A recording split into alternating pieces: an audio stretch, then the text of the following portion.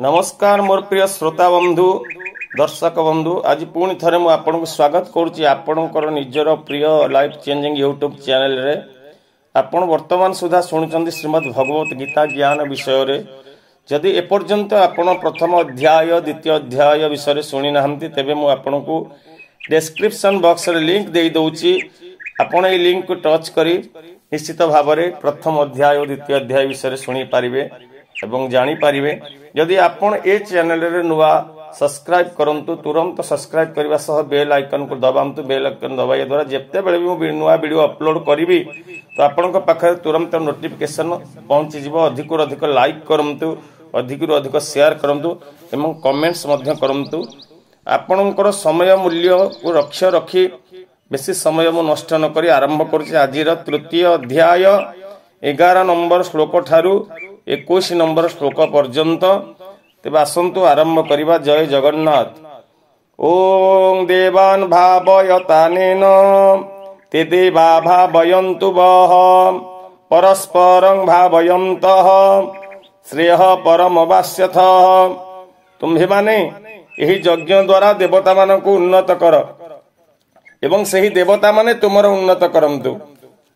एही परि निस्वार्थ पर भावे परस्पर को उन्नत करिया फल रे तुम्भे माने परम कल्याण प्राप्त होई जीवो। इष्टान भोगान हि भो देवाः दास्यन्ते यज्ञ भाविताः तीर्दतान प्रदायिभ्यो जो भुक्तेस्तेन एव सः। यज्ञ द्वारा संवर्धित देवता माने तुमको बिना प्रार्थना रे वांछित भोग निश्चय प्रदान करि चलिबे। सेही देवता मानक द्वारा एही प्रदत्त भोग पदार्थ गुडी को नेई जो मनुष्य सेमानंको अर्पण न करी स्वयं भोग करे से चोर ही अटे। यज्ञ शिष्टासीन हसंतो उच्यन्ते सर्वकिल विषयः गुंजते ते त्वगं पापा जीपचन्त्यात्म कारणात्। यज्ञरु बलिथिबा अन्न भोजन करुथिबा श्रेष्ठ पुरुष माने समस्त पापरु मुक्त होई जानती एवं जो पापी माने निजर शरीर पोषण पाई अन्न रंधन करती से माने पाप ही भोजन करती। अन्नाद् भवन्ति भूतानि पर्जन्यादन्न संभवः यज्ञाद् भवति पर्जन्यो यज्ञः कर्म समुद्भवः कर्म ब्रह्मोद्भव विद्धि ब्रह्माक्षर समुद्भवम् तस्मात् सर्वगतं ब्रह्म नित्यं यज्ञे प्रतिष्ठितम्। समस्त प्राणी अन्नरु उत्पन्न होती। अन्नर उत्पत्ति वृष्टि हुए। वृष्टि यज्ञ उत्पत्ति हुए एवं यज्ञ विहित कर्म उत्पन्न हुए।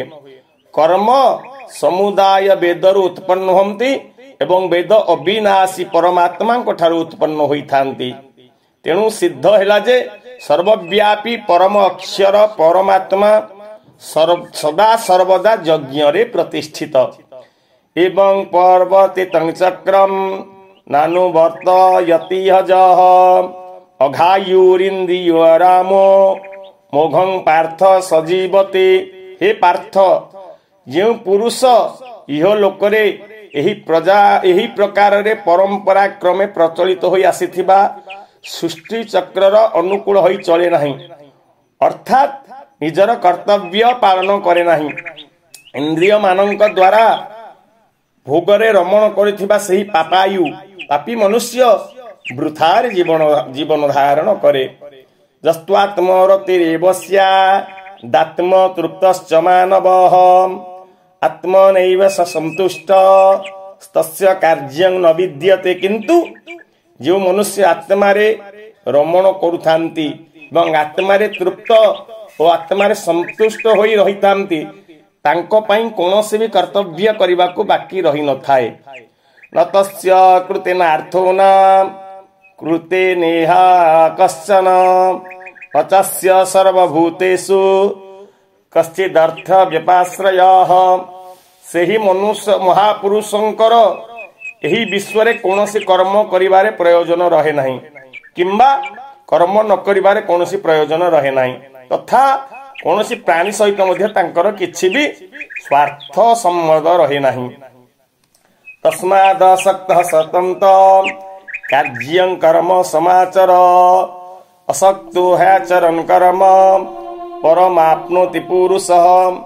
तेणु निरंतर आसक्ति रहित होई निष्ठार सहित कर्तव्य कर्म कर, कारण आसक्ति रहित होई कर्म करुथिबा मनुष्य परमात्मा को जाइथांदी। कर्मणैव हि संसिद्धि नास्ति ताजनकादयः लोक संग्रामहमैवापि संपश्यन् कर्तुमर्हसि। जनकादि ज्ञानी माने मध्य असक्ति रहित कर्म द्वारा ही परम सिद्धि प्राप्ति होइथिले। तेणु लोक कल्याण दृष्टि तुम्हें कर्म करवा ही उचित। यज्जदाचरते श्रेष्ठ तदेव तरुजनः सदत्प्रमाणं कुरुते लोकस्तदनुवर्तते। श्रेष्ठ मनुष्य जो आचरण करती अन्य पुरुष माने मध्य सही आचरण करती एवं से जहा किछि प्रमाण कर दियंती लोके ताहा अनुसरण करती। आपण ए पर्यंत ये वीडियो को संपूर्ण भाव में देखिथिबारु आपनको बहुत बहुत धन्यवाद। आज आपनको दिनटी शुभमय मंगलमय हो। जय जगन्नाथ।